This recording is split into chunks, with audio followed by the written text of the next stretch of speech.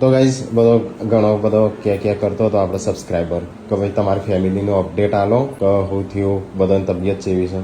તો અત્યારે તો બધાની તબિયત સારી જ છે. ફોલોવર્સ એમને તો ખબર જ હશે કે અમારી ફેમિલીમાં બહુ મોટી દુર્ઘટના થઈ હતી. તો એના લગભગ આજે 16 દિવસ થયા. બધો પ્રાર્થના કરીએ આપણો કે એમની આત્માનું શાંતિ મળે, કારણ કે આપણે કોઈ ધાર્યું નહોતું, કદી કોઈ મનમાં વિચાર્યું ના હોય એવી ઘટના બની છે અમારી ફેમિલી હંગાઈ. 29 તારીખે લગભગ રાતે 10 વાગે એવા નીકળેલા. 30 તારીખે સવારે તો એમને ખીચડી ને એવું બનાવ્યું હતું. એ લાઈવ થયા હતા ઇન્સ્ટાગ્રામમાં પાછા. અડધો કલાક આગળ ગયા દિલ્હીથી લગભગ 100 કિલોમીટર જેવું દૂર મુઝફ્ફરનગર. સીટ બેલ્ટ પહોંચી હતી ને બધી એરબેગ ફાટી જઈ હતી. તો ગાડી 4 જીવતા હતા.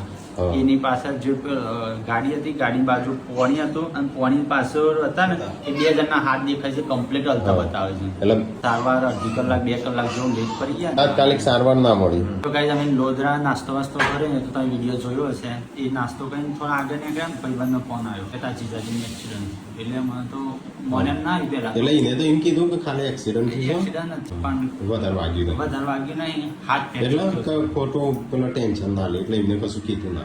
એમને ખબર જ હતી, એમને ખબર હતી પણ અમને કીધું ને એટલે અમે પેથાપુર પહોંચ્યા ને પછી આપણે પ્લેટ ઉપર પહોંચ્યા અને પછી 2-3 જગ્યાએ ફોન કર્યા સમાચાર ને આ તો બહુ ફ્રોડ થઈ છે ને એ બધા બોલ નહીં આવતા જે આવું થયું એટલે અમને એવું લાગ્યું કદાચ આવું થયું હશે ફ્રોડ જેવું. મને તો વિશ્વાસ નતો હતો. પેથાપુર પ્લેટ ઉપર પહોંચ્યા તો કરણકુમારના નંબર પર ફોન કર્યો, યુપી પોલીસમાં ઉઠાયો. એમને ઉઠાઈ અને તરત જ મને તો એમ કીધું કે केदारनाथ गए थे घूमने के लिए, 4 लोग एक्सपायर हो गए और जिगर जिंदा है, सीरियस है, એવું હિન્દીમાં બોલ્યા. તો મને તો વિશ્વાસ નતો આવતો. પછી પપ્પાને ફોન કર્યો. પપ્પાને ફોન કર્યો તો પપ્પાને કીધું કે કોઈ કહેતા નહીં, સાચા સમાચાર હોય ખોટો આવ્યો હોય. જેમ કે મને વિશ્વાસ નતો આવતો. હું કાજલના ઘરે ને જો 8 વાગ્યાની આસપાસ અમે ખબર પડી હતી. અમે કાજલના ઘરે ગયા ને તે બધી વચ્ચે ફોટા આવી ગયા.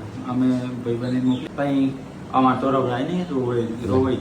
કાજલના ઘેર છે ને એટલે પેલા એમ કીધું ભાઈ તમને ખબર પડી જશે પણ તઈ કોઈ કહેતા નહીં કે કાજલ ને ના કહેતા કે કોઈ બૈરોન કહેતા નહીં. એક રાત ને એક દિવસ સુધી કાજલના અમે ઉભા રહ્યા અને કીધું નહીં ખાવું. બધો એમ કીધું હતું કે ભાઈ કાજલ અત્યારે કશું થયું નહીં, ખાલી દવાખાને ખાલી દાખલ જ છે.